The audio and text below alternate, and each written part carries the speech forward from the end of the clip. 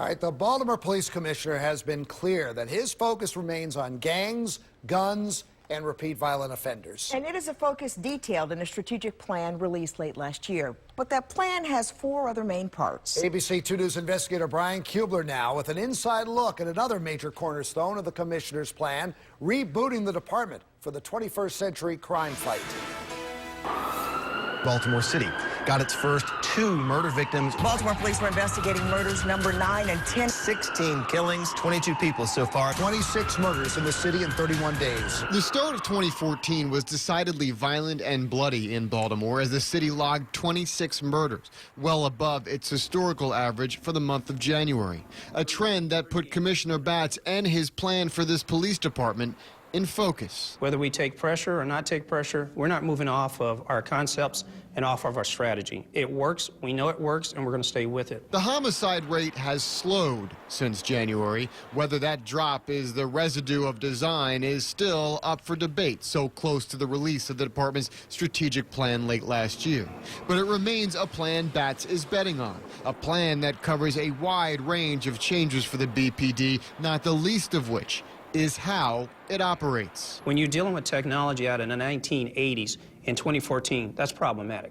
When you're dealing with Lotus Notes that I dealt with when I was in my early 20s, that's obscene. And an organization like the Baltimore Police Department shouldn't be at that standard today. Modernizing the way the department gets its data and how it's analyzed is a key pillar to the strategic plan, making the department more efficient, proactive, and responsive by rebooting the concept of its watch center. We're trying to figure out what is the best information, what's going to help us predict what's going on in the future, and how do we collect that information. Nicole D'Amato is the department's director of analytical intelligence in charge of the watch center's reboot. One of the center's upgrades is microphones, a network of which that is in the process of being installed throughout East and West Baltimore.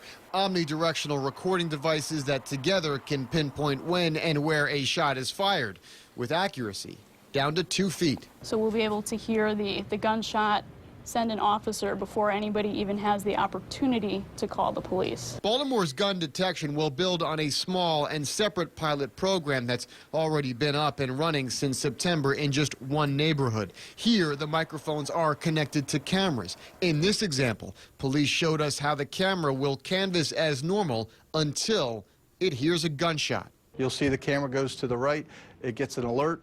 Now watch as he starts walking with the gun, pause it. There you go, perfect. This is video of a test performed just before the launch. The gun loaded with blanks and the neighbors were warned. This pilot is focused on just one area, but a new contract with a different company will expand gunshot detection well into East and West Baltimore. Baltimore police say the hope is to synchronize the audio of gunshots with the visibility from existing cameras. Even though we're not watching that area with gunshot detection, it'll populate if we get an alarm. We're going to simulate an alarm now.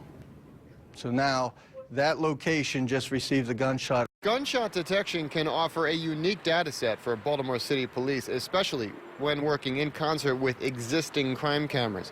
But the technology upgrade isn't just in the eyes and ears above us, it's in the lines between us. It's probably not going to look like any other district boundaries that we've had in the past. Another part of the commissioner's plan is to redraw police districts and posts. They haven't been touched in nearly 35 years. Go down to 922 in this area right here. So analysts are currently in the process of using layers of data to draw a map that makes more sense. No longer just population density and year-to-date crime counts.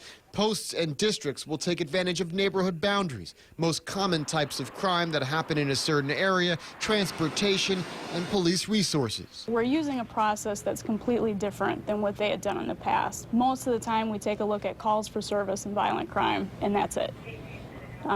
But in order to make the most efficient boundaries and to make boundaries that are suitable to everybody, we have to include a lot more sources than what we had in the past. It's a painstaking process that will take a few more months before the first draft is even ready. This is just the southern right here, so would it make logical sense to have this all incorporated into the central? Until then, D'Amato's staff is surveying Baltimore with 21st century tools.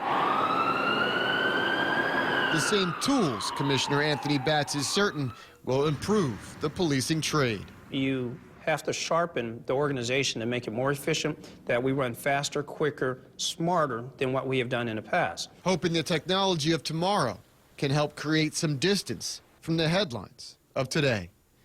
In Baltimore, Brian Kubler, ABC 2 News. Gunshot detection and new police districts are two big components in a new technology upgrade for the force, but far from the entire picture. Sounds like it's well overdue. Police say everything from the software the department uses to the hardware issued to officers is going to get modernized. And the director says while there is some cost to these massive upgrades, most of it is offset by what the department currently spends on maintaining its old systems. Now, for an exclusive content, including other cities that have been using this kind of new technology, why don't you visit our website? Go to www.abc2news.com/investigators.